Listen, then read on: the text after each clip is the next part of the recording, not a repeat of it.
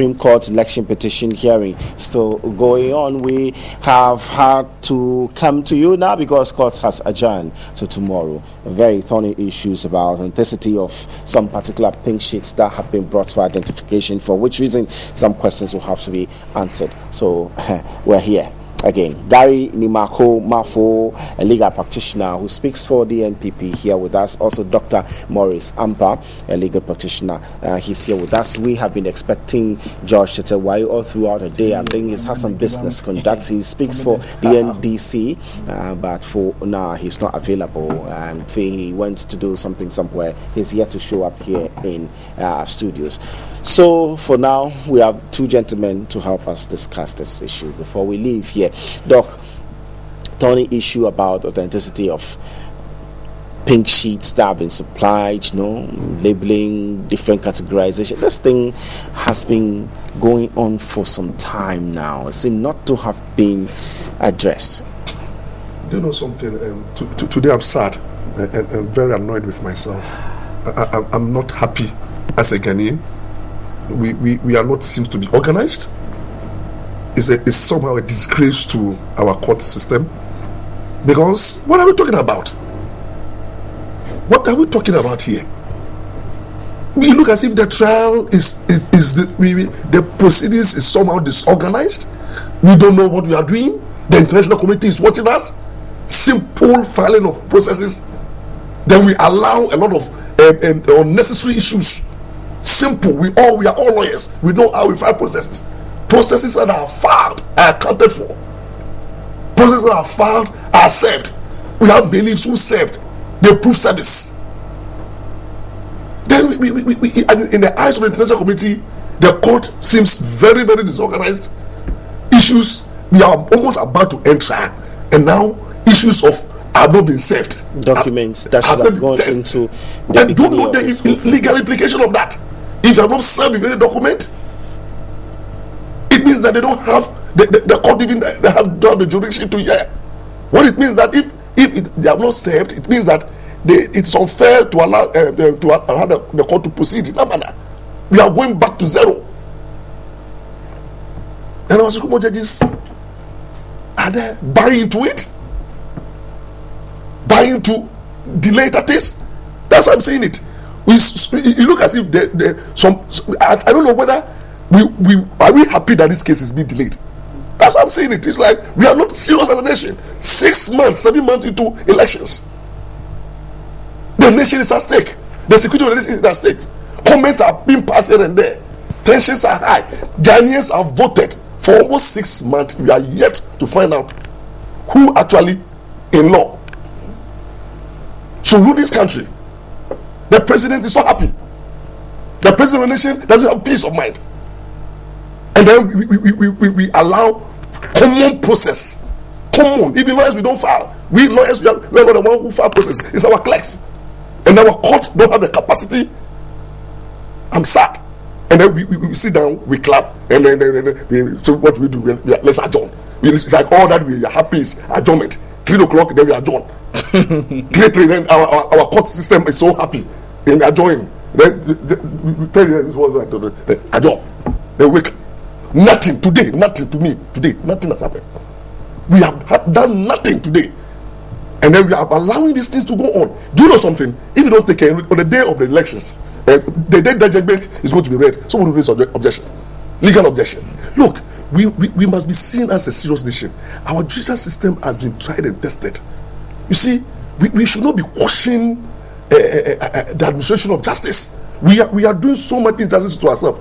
I thought that this case, the way it was going, after if you have allowed the examination to finish, the plan will go at least by before July. But the way things are, where common filing of processes has become a totally legal issue, I'm surprised.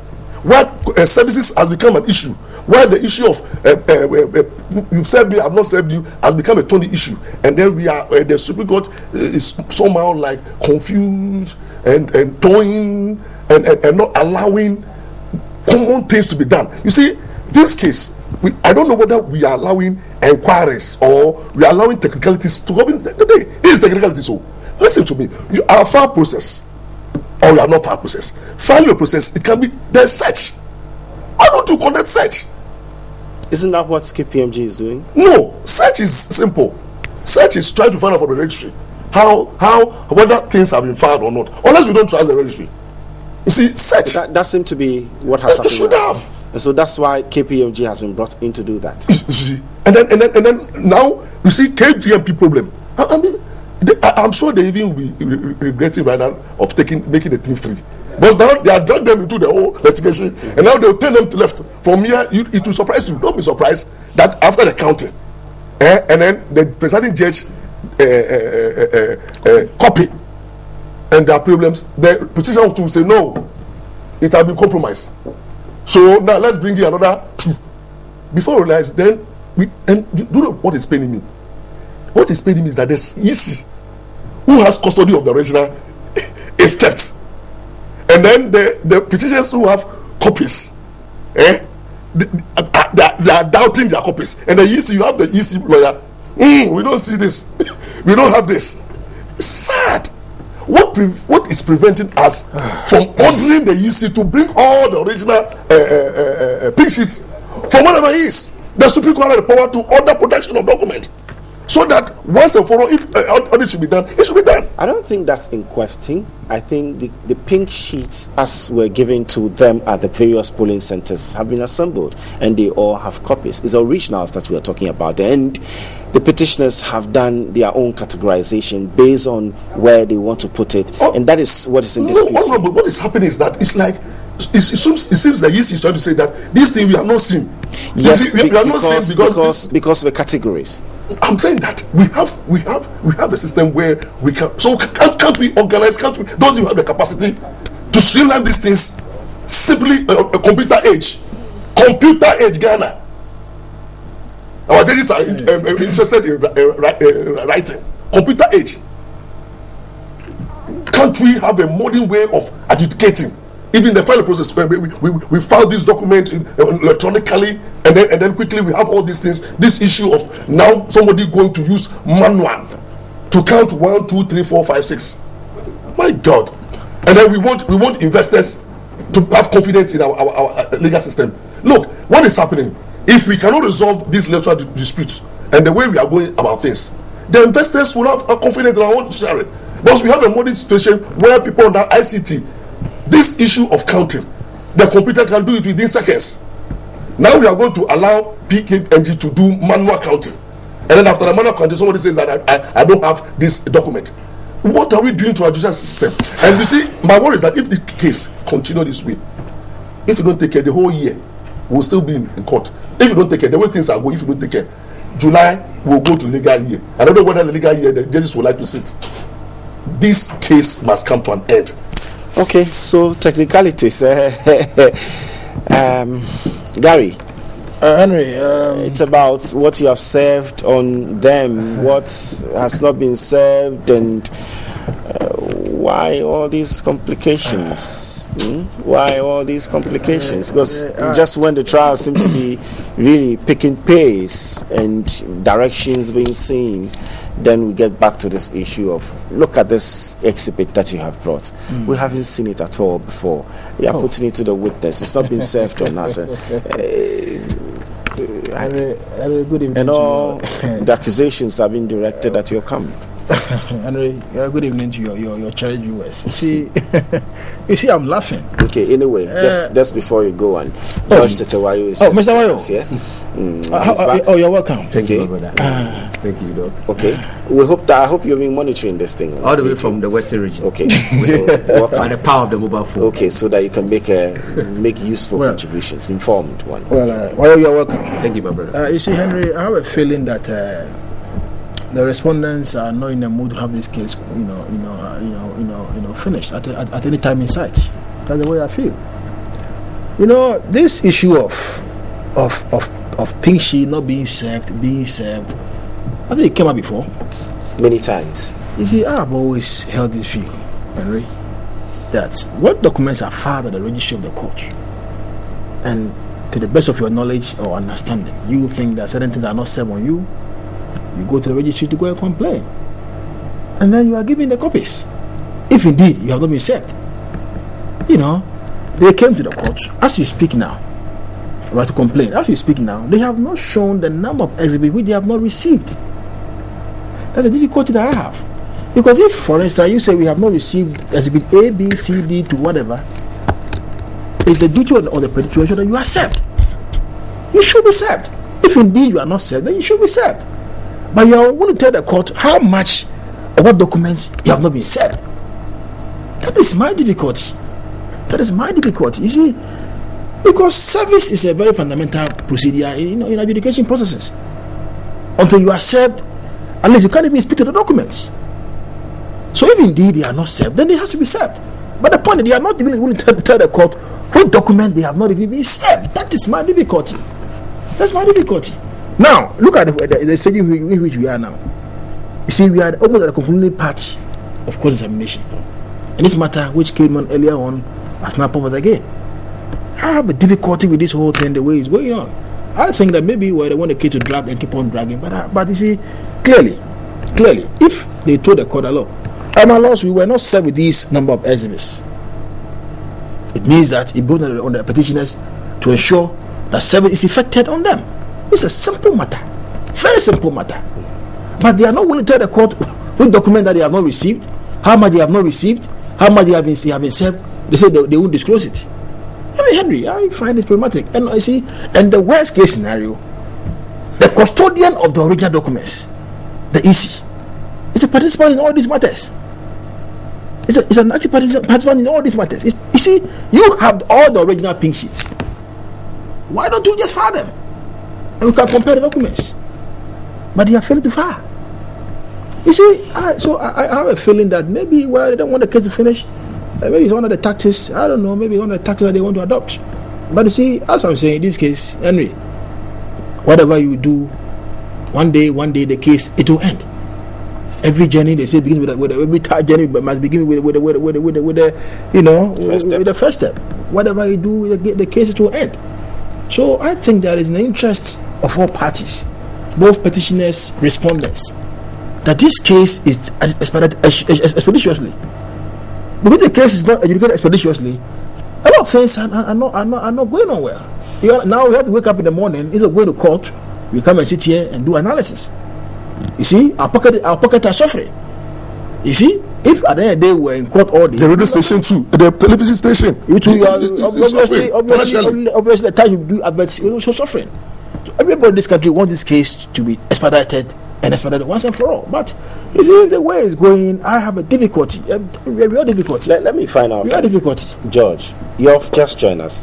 And if I understood Doc quite well, the stage you call discovery, isn't it? That's when you compare notes and you're sure that's yes. Okay, this is, you're expecting 11,000 plus, you've not got it, you've got 7,000 or 8,000, so okay, let's pick up the difference and all that. That opportunity was available to you. You didn't take advantage of it. Thank you very much, and Henry. rather agreed to start the trial not having assembled all the information you needed to be able to go through. If it is so, Henry. Thank you very much, Henry, and good afternoon to your cherished viewers. Henry, I think this question has been answered over and over again, and even today, Senior Counsel Chachu Chikata re-echoed it. He says the reason why he did not disclose is not to color the testimony of the witness in the box, and secondly, he's also said that the KPMG report will indicate that. I understand you, but I'm just going back to a basic thing that I have learned from you as lawyers, that you have a case, you're about to start the case. Whoever is making those allegations or who was taking the case up will have to supply records or everything to the other side, so he also will become quite updated as far as what is needed to get the trial through.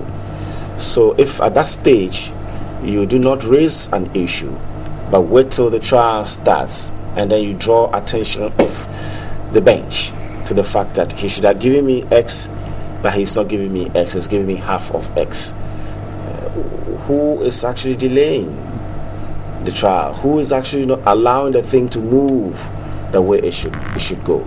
Thank you very much, Henry. I think the simple answer to this one, if that is too restricting me, is very simple. Like I indicated, that we have indicated in court that we have not received that amount. Why this problem is arising is that this new document, so we call it new document, when it was our turn, during when they were cross-examining, this issue came, my friend Gary kept saying new document, fresh document. It's the same thing here. It's coming back. It's playing back, Henry. What we are saying in court today is that these documents that are coming, and Counsel Akwasiaden said it, you send me a document and then you bring one for it to be used in cross-examination, and the exhibit numbers are different. To me, as a lawyer, they are different. Because already to start with, you're claiming that you have not been given everything. Yes. But there's also this other argument that why didn't you, before the start of the trial, make that clear enough so that you're supplied before the trial kickstarts, so that in between you're not surprised having to deal with something that comes from a pack that you don't have, Henry, which you should have had. Thank you very much. But which you did not insist on having before the trial started. I think that is the problem the petitioners are encountering, because Henry, you know why? They are dwelling on the normal processes that interlocutory matters, let's exchange document, which is fantastic. It's the fundamental procedure. Okay. But what we are contending in court is about documents. It's about documents. So what we are saying is that you said you've submitted 11,842. You're not relying on a certain 700 thereabouts, so you've come down to 11,138. We are telling our story in open court that we have not received that number. Harry, and you could not have done that before the start of the trial, because that is or you want to depend. Thank you very much. That is one of our problems, to discredit the statement by the petitioner. Because don't forget that they are in court alleging that there has been duplication of serial numbers. That is their case. So when we go to color, like Lawyer Chachukata just said today, when we go to color, when we go to add some strength to their case, their evidence, the more or less we are helping them. So in this particular scenario, Henry, it would be very prudent for every lawyer to do what we have done, because it would be very suicidal to go on the tangent counsel is espousing. That's a fundamental process. Send me all the documents I need, I send you all the documents you need. It's very fundamental. But in this particular petition, in this particular trial before the court, Henry, the credibility of a witness is paramount. So the reason why senior counsel Chachukata did not disclose, he has said it today again, that because the KPMG, that's why we call for the auditing, so the KPMG will come to clarify who is lying before the court. These things will come up. So Henry, we beg to differ that we cannot proceed on the tangent, the normal tangent that counsel is espousing on this show, because we cannot exchange document when you have come to state a number, and the number we have been served with is not equal to. So you are making a case out of it. Yes, of course, because in the first place, we want to punch hole you, we want to discredit your evidence before the court, and that's one way of doing it. That you serve as document that is short to the matter you have indicated in court. It goes to testify that the witness is not credible. You understand? But Henry, what is quite fascinating and what is happening this afternoon, which is quite different from what they are saying, is that the document they are bringing out now have different exhibit numbers. Henry, that's the problem. So we need to explain it very well. They are entirely new documents. Senior counsel Tony Later has just made it clear. Sure, documents. You have indicated that you don't have all. Yes. You don't have the pack. That is one. Or the pack. That is one. And secondly, the ones coming. This could come from the pack that should have been served, that perhaps had not been served. Henry, I mean, you are assuming if that's the case. But what we are saying is that we have two scenarios here. One, we have not served that number of pink sheet that the petitioners are claiming, and secondly, the ones that are popping up now, Henry, they are fresh documents. The reason. So what we're saying, in fact, is that when this issue came up, Doc, to start with, remember, this is not the first time that the respondents have raised this issue. Perhaps they should have paused there, and ordered for the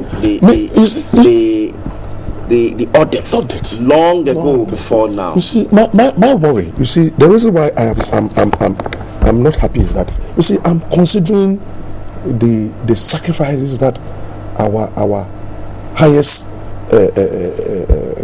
judges or the court of the land, the Supreme Court judges, the sacrifice they have made, looking at their age and looking at coming to court on a daily basis, and looking at the pressure on them, and looking at the security risk, the risk factor, they are not happy. They are not safe. You see, their whole life is in. They are more than in prison. So you're saying the parties must help them? No, they must exercise what I call they must manage the process well. You see, if you allow your children, so far the Supreme Court judges, you can see that they have been too liberal, and the president judge said, "Oh, you see, we have power, we could exercise it, but we don't want to. So many contentious matters have happened. They are not asserting themselves well. People these days, people don't fear the Supreme Court judges. Me, I've never, on record, I've never appeared before them. My highest where I've gone to is Court of Appeal. Once that's when I was in school, my fear is that Supreme Court judges, you don't even see them. You know the way they well read. Yes, they well read. Yes, they're read, and then they have this. When there's ceremonial disinterest, they put on their wig that covers, and then they are like, no, like you see, you can see the spirit. You see God in them. The spirit is there. You fear them. They are fearfully made. They are like God on earth. The judges, people to see them. They are God on earth. And then the lawyers, we are Jesus Christ. And the police represent the Satan, because Jesus Christ, we intercede. And the police are the prosecutors. And then the judges are God on earth. You see, so we have some kind of reverence for, but they are not asserting themselves. The way they have to control, and then they have allowed. You see, if you don't manage the court very well, parties who think that they don't have good interest, they'll dribble you. You see, there's a way by which lawyers delay cases. We all have done so before. When you're a lawyer and then you don't have a good case, you send to delaying. Either today you are sick, tomorrow you bring a job letter, then at times you raise issue. I've not been served. We do it. We have been doing it. So the judges must look at this. I think they are experienced. They are lawyers before. They've passed through the system. They should not allow anybody to take the court for granted. Both the petitioners and the respondent. They should make sure that when you make allegations, you prove it. You don't make wild allegations and then you leave it and then it becomes a burden on them. I sympathize with them. You know that when the respondents started arguing and Philip also started arguing, you can see from the faces of the highest court of the land that they look worried. And then you can see that now they look not worried, and then as if then what is happening? Then all of a sudden they realize that no, are we making the right thing? We should have allowed things should happen. We can't proceed. And one person said that if we proceed on this tangent where Petition continue, then it happens that the report comes and then they are not been served, then everything that we have done is a nullity. Now that they have realized. You see how serious the thing. That's why I sympathize with them. They have done so much well. They have sacrificed so how many days? They have sacrificed their life. I'm sure their children are not even seeing them. They are now having good time with their wives. Because of this case. There's so much pressure on them. So they need to finish this case. The television on them is not making them comfortable. They are not used to cameras. There's pressure. Every day they have to come to court. Their health is at stake. The destiny of the nation is at stake. The economy of the nation is at stake. The confidence of the nation so much is at stake. So they should not allow us to get into this situation whereby we've traveled, getting to the end of the trial, then issues crop up. And those issues go to the fundamental. Can you imagine? What will happen if at the end of the day they come out truly that the respondent had not been served with the processes? Then almost all the examination chiefs, the cross-examination, you see the implication and the things that have been done. But they've said already that if it so shows up, yes, that some of the documents have not reached them, then they will take that opportunity, seize the opportunity to cross-examine on those. So we'll start from that point, and not necessarily to go back. Can you imagine how the start will be again? Can you imagine how the starting? Already 13 days. You see the thing, how the starting will be again. So that my worry is that you are afraid of the 13 days. You see, no, we should not allow ourselves to break. We should not allow ourselves to get to that extreme. Immediately parties started arguing. My opinion is that the moment respondent Chachukata raised the issue, they should have make sure that look, apart from KPNG, look, how many they should order the respondent. How many copies do you have? He has also not been forthcoming. So you will tell the court. That is the problem. Please, how many copies? Let us know the ones that you have received. Compare vis-a-vis the ones that you have not received. Order them, they will do it. Order them, they will do it. Everybody complies with the order of the court. But if you allow, people don't disclose, but they keep on making allegations. Then what are you doing? allegations. Next time the respondent petitions also will start making allegations. So why have you not just come to supply that information that you were expecting 11,800 and something, or 11,100? Well, it started with 11,800. 842. Yes, and then 700 or so deleted, so 11,134. 38. I always get that 4 and 8 wrong. 38. So if you have something less, why don't you just tell the court? You can still make your point of credibility, okay, by actually drawing their attention that you have not been giving XYZ out of this, and then you're served. And then you can make a point that perhaps it was deliberated. It didn't do that for you. And if you're refusing to declare the figure, and we're having to go round all the time, each time a new, fresh pink chick shows up, then it's not part of a pack. And that's a difficulty. I don't know if you understand me. No, Henry, I get you. I think currently now... That's a worry. Currently the petitioners are now saying they are even dealing with 11,115. Because of the 22 unknown polling station, they are now taking it out. But according to the EC, it is part. So currently now, it's even 11,115. But Harry, I think we are in a dilemma. I remember one analysis that Addison puts, results of one analysis that Addison puts to Dr. Farijan, and he refused to answer that question, saying he doesn't know the basis of that analysis. Okay. Harry, I think we are in a dilemma, like Doc said, and that is where I think I will be on the same tangent with him. I mean, the court some time ago quoted section 69 of NRCD about the court has the power to control the mode and order of interrogation. The very moment that the respondent ordered for the auditing, if the court has done otherwise, that would be different. But then the court allowed and then gave in that the auditing must be done, and which was very paramount for our case. Like I said earlier, we are saying we have received 8,000 plus, and they are saying 11,000. Henry, from day one, like I said, we cannot proceed on the normal procedural tangent, even though it's the same process, a legal matter. But here's a tussle where you have a document to show me, I have a document. It is not and also to clarify the issue of the normal processes. The normal processes with regards to exchange of documents. The court could have ordered this on day one. Yes. It did not. Yes. And secondly, that's a difficult. And secondly, when we asked for the auditing, the court could have said, okay, we all have the same number of people, there's no need. But the court said now there must be an audit. The moment the court said there must be an audit, the court now has joined issues. And like counsel keep to say, when issues are joined, then there must be a ruling on it. And so we can't go back. The fact that we join issues at that point. The case that you seek to make, in terms of using that to prove credibility or otherwise, has been upheld by a court somehow, and so the count would come to confirm, or otherwise. Henry, I know to add before he to add to that, like I said earlier before you went to Doc, what is happening this afternoon is there's a twist.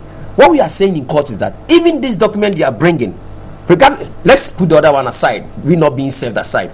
This one that they are introducing, they seem to be new documents. But you haven't seen the ones that have not reached you yet. So I'm sure maybe it's part of that pack. The pack that is yet to reach you is where they are pulling this one from to show you. Then we have a case. Yes, we have a case. That's your case now. We have a case. We have to wait for KPMG. Let's do quickly on that one and touch on a couple of the issues that really took place in court. Yes, Henry, basically, as I said, my friend is failing to tell us how many they have received. He's failing to tell us why they have not been disclosed how many they have received. Again, he's saying this case is outside the normal rules of court. No, I've not said so. I'm saying a bit slightly different, counsel. Slightly different in terms of what? In terms of what? In terms of exchange of documents and how credible the document you have served. And the rules of engagement, which has been used by the court, is what is being used by the court. So you insist that the discovery. So you should have done a discovery. Tell them how much you have received, how much you have. They seem to have a different view. They want to capitalize. Henry, that will not save them in any way, because you know why? These documents, it is exhibits which already they say they are mislabeling. They're already in evidence.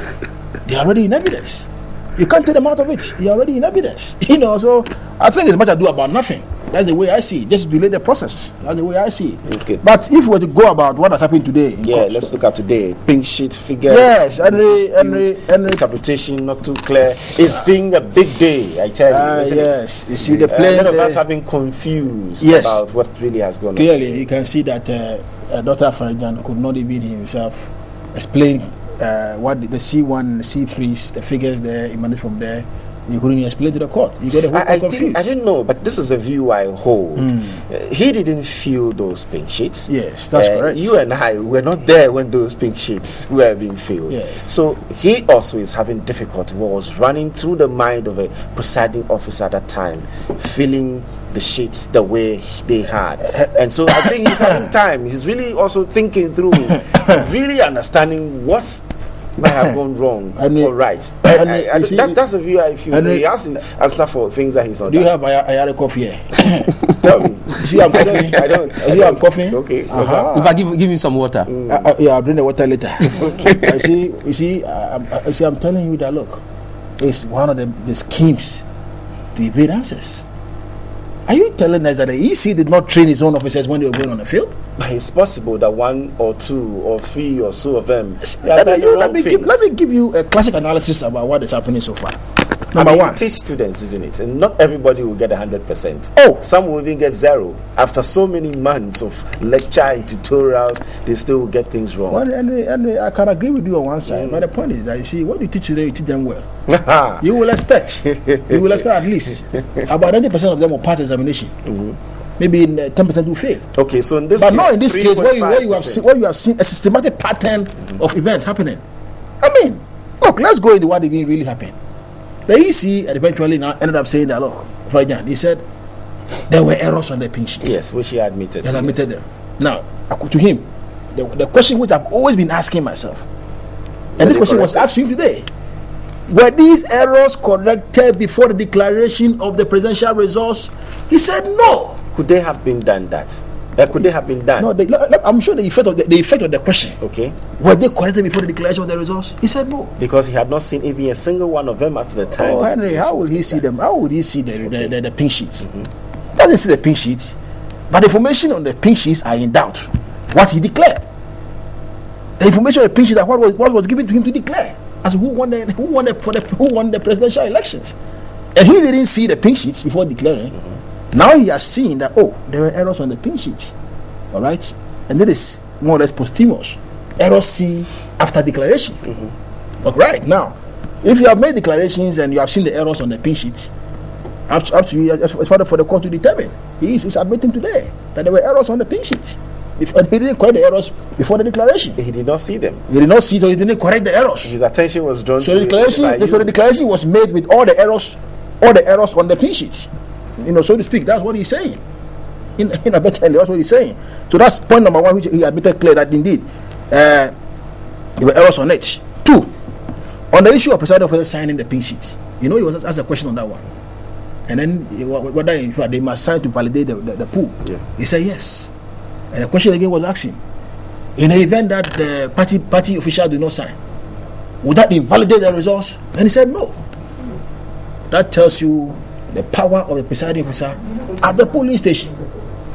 That means if the presiding officer shall not sign, I say that they does not sign the results. All right, there's a constitutional injunction on the person to sign. Today he admitted. He said the presiding officer, he shall sign. It's a constitutional injunction, and it is mandatory. It is not permissive. It's the shall, and the shall by the interpretation of 42, it says shall is mandatory and not permissive, and therefore when you do not sign, the court must place an interpretation on the person not signing. So basically, you cannot also fault him for that because he would not have seen those sheets. Okay, see, Henry. Now let's. You are now bringing to his attention. He has told you that even without those signatures, Henry, I mean, it doesn't invalidate Henry, Now let's see it this way. You see, you want me to have sympathy for Dr. Frejan. I'm just looking at the practical case. I think he can have, just look at the practical case. Yes, he can have my sympathies. That in fact, his agents, officials, assigns, have led him on this path. He can have my sympathy. If he was not there when these things were being done, yes, he was not there. You understand? But the fact still remains that these infractions have been committed. So the court will look at it and they'll make a determination out of it. But the allegations so made are well laid before the court. Since allegations based on documentary evidence, they are before the court. So at the end of the day, the court will look at allegations so made and make a determination out of it. So to me, Henry, it does not matter whether he did see or did not see. At the end of the day, what you must understand is that the electoral commissioner, Dr. Afarijan, takes the ultimate responsibility for everything that happens in the elections. That's a fact. In fact, if it's good, we praise him. If it is bad, he must accept responsibility. You have made a good point. You understand? That's all I'm saying. You have made a good point. You see, but if he had been honest with himself in all these things, I think we have had a condemnation by now. But I mean, we cannot necessarily say that he's been dishonest. Perhaps it's been difficult for him to explain some of the things. It's not being as yes and no as he would have wished. Like you said, he should come and say yes to everything. And if the answer demands yes, if the answer demands yes, if he has to explain, if the answer demands yes, and you don't make this point, the answer demands yes, you say yes. If you have any explanation, you explain. He does. If it is no, if it is no, satisfied. If it is no, you say no, and then you explain. Okay. But in the case, he said, "I want to explain first." Yes. I want to explain first. How do you explain first? Like I told you, if you go and pour something away without explanation, the first thing you get is a slap. So tell them why you poured it away. They justify. As for responsibility, a slap. It's a man with long CV. Sure. A man with long CV, and therefore he must take responsibility. That's all. Is it not so clear? Is it not so clear? Even as we sit here, that one of the things that must change in the next elections is that we should not just fax sheets from collation centers to the EC boss for declaration of results. Somehow he must have input as far as what the pink sheets look like, or perhaps another system that will capture everything that happens at the polling center, to get onto his decks for every single scenario before he declares results. So he doesn't have a problem like I think your suggestion is very brilliant, and the EC must listen too. Because he, as I look at Afarijan today, he looks so. No, I can see from his face. I felt so sad and bad because it's like he's being blamed for things that he knows nothing about, and you can clearly see that there are a lot of. He end up by saying that there are errors, but he has an explanation, and then Addison will not allow him to explain. And then when Philip said, if you put him that, did you correct this mistake before you announce the result? It was so bad for him. He couldn't have done that. And that's the point that they've used, and that those figures have been used in the declaration. So they have issues. Then when he came to the presiding officers, Addison walked him through the law. Whether he knows that it is constitutional that you have to sign, say yes. They sign. When should the signing take place? Then they acknowledge that it should take place before the declaration of results. Then it was put to whether those some signed without after declaring they did not sign, and then later went and signed somewhere, and then they acknowledge that less. Some went and signed at the collation center. At the collation center specifically. And then the question is that is it not? It doesn't not also violate the constitution, which is that before you declare it, before you sign and declare. So you realize that it was somehow finding it difficult to answer, and so they call for reforms. And seriously, the school of judges, I'm pleading with them that in writing the judgment, they should not be interested in case dismiss and those kind of things. They should write a thorough judgment. Look at the contentious. They should not only look at irregularities, but they should look at the definitions of overvoting. They should clearly give They should clearly give the roles of the presiding officers, the legal effect, the roles of the agents, the legal effect. All contentious and any legal issues that have been raised should be properly defined, because their judgment is going to be a precedent for other courts to follow. It should be made law, isn't it? Yes, it's the law. It will be the law. But unfortunately, when a new Supreme Court judge is constituted, it's not they are not bound by those whatever these ones will say, because they can always not only review but decide to ignore it and then set their own rule. But it will guide but at least before an election, even if this set of justices are able to put together a judgment and they are not around for the next elections, before then it could be reviewed, or it could be looked at and agreed upon as what will guide the elections. Oh no, it will be persuasive to the new constitution. That's what I'm saying. Persuasive is not binding. Yes, but they can take a look at that. They can take a look at that. Yes, on the lower courts, but the lower courts don't have jurisdiction. But at least it could be given to them to have a look at, guiding principle, so that they pronounce on that before the elections. No. That is, you see, what is going to happen is that, just to avoid this whole thing that we're going. What is going to happen is that these rulings of the Supreme Court will guide the future electoral commissioner and all political parties, because they then have an example as to how various issues have been defined. But I'm talking about when there's another new litigation that goes before another Supreme Court judge, maybe in 2016, 2017. The judges will look at these ones that have been set as persuasive. They are not legally, constitutionally binding on them that they should by all means follow it, but they can use it as persuasive. And I'm sure they'll use it because at that time these judges have become more senior judges. The CIs and all those things to guide us through the 2012 elections. So I believe that you can have another set of rules that will guide. Oh yeah, definitely. Yes, and that should be binding. Definitely. Should there be any issue, then you can have a review. You see, the definition, for example, the definition that the judges will give and the rule that they will give for agents will be binding on all of us, including future. Yes, so going to that elections, at least we have a clear cut. Let me put that question to you again, a question I put to Doc. Now it's becoming quite clear, and practically so. The Electoral Commission boss never would have seen a single pink sheet by the time he declares the results.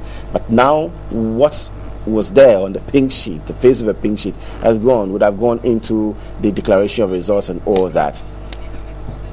So he has to answer to questions in the pink sheet. Should we not be looking at reforms to ensure that before he declares results, everything on the face of all those pink sheets are made available to him, so that he can make corrections there before election results are declared? Quickly, I'm being pushed to get out of it. No, Henry, I think that's a good question, and I think last week you asked about the reforms before, and it's clear.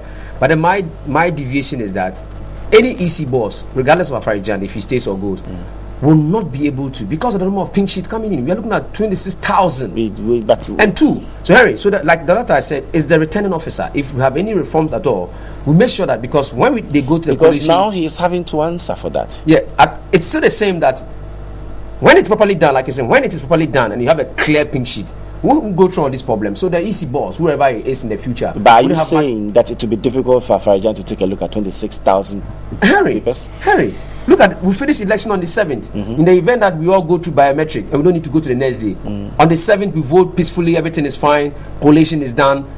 By the next day, getting to the 9th, 2 days, we are about to declare it. And the EC boss, we have to go through every pink sheet, 26,000 of them. What's wrong? It's very difficult, Harry. Is it practicable? Harry, no, it's very difficult. It's not practical. Harry, and I think this is my time now. I know, but I'm just throwing quick yes and no. Well, Henry, I think he saved himself a lot of harassment. Because Doc, is it not practical? Doc, is it not practical to do that? To have a look at the 26,000 pink sheets? Before he needs a team. Yes. So maybe what is happening is that the electoral officers should make sure that before these pink sheets are brought to the police center, so that's what copies of it coming to so that's what him. I was on. So that's what I'm saying, that the returning officer, the last time I'm stating it again, that the returning officer, because they do the collation. So if from the polling station, presiding officers, assistant, and party agents couldn't finish everything on the pink sheet, it gets to the collation centers, they should take their time and deal with it. So the returning officer, you are in the constituency, hold it there, get your team, work on it, transmit it to the boss, whoever it will be in the future. Just get the results, and because the difficulty we'll be putting on the EC boss is that we are pushing the way that must be done by his subordinate. At the polling centers, to him. Yes, we'll be pushing the work back to the EC boss, which will be very Herculean for him. Imagine 26,000 pink sheets, Henry. Let's be human. It's terrible for the boss. At the last minute for him to be declaring, we'll now be looking at each pink sheet by each pink sheet. It's terrible. So the returning officers down there, like Doc said, they have a team. So when they come from the polling stations, that is the collation center or the constituency center, we work on it thoroughly, vigorously, make sure that everything. But Henry, I think the difficulty we also get in is back to what happened today, the issue on pink sheet. I think our colleagues from the side of the petitioners, from what I've heard so far, I think that they are not really understanding the pink sheet and the parts. The pink sheet are in various parts.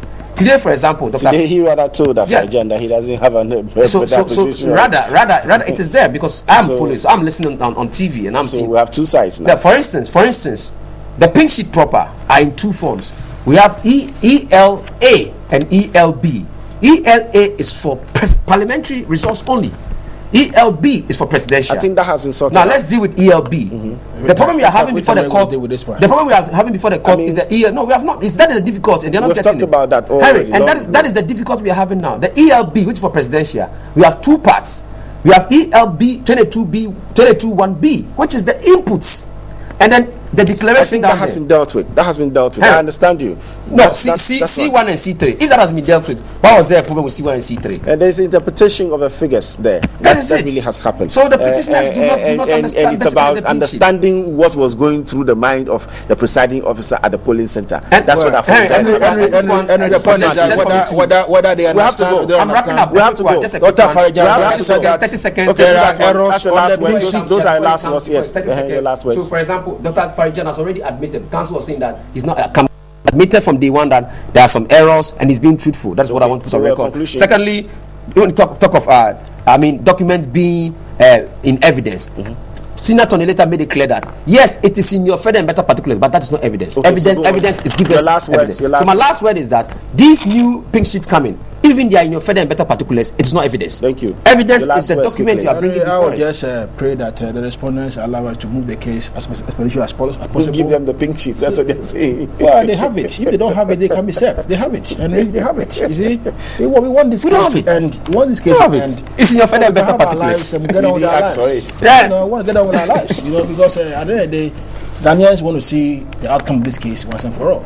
So we should move the case as quickly as possible so we can finish this. The earlier the better. You should have asked them. You also did give to them. What are you doing? Wasting everybody's time. Okay, no, quickly. Finally, I'm praying for the mercies and favor of God to fall on our judiciary. Okay. That we give our judiciary the strength. We have to ordain you. To be able to speak the truth. Nothing but the truth. Okay. Amen. May God help Ghana. Shall we end on Article 125? That power emanates from the people and shall be administered by the judiciary on behalf of the Republic. Can I also respond? Power and might belong to our God. Amen. Praise the Lord. Gary, thanks for your contribution. Legal practitioner speaks for the NPP. George Chetewa, joined us late though. He's got some business to transact. He did something in the Western region. He's joined us. We got some fact check, I believe. He speaks for the NDC. Share with us. What sharing is caring. Dr. Maurice Ampa, also a legal practitioner. He's had his time here with us all. Gentlemen, we say thank you for your time. Thanks to all of you. They say power belongs to what Almighty God. Okay, I think that's a simple truth, isn't it? To you as well, it's been grateful having you, your company, and we hope that we've been able to enlighten you as far as what's happening in court is concerned. Tomorrow, for sure, we'll be here as best as possible to help understand what's happening again. Thank you so much. I say thank you to the panelists here, and then to the crew here that have done a wonderful job helping to bring this coverage to you. My name is Henry Herbert. Ma'am, enjoy the rest of our programs.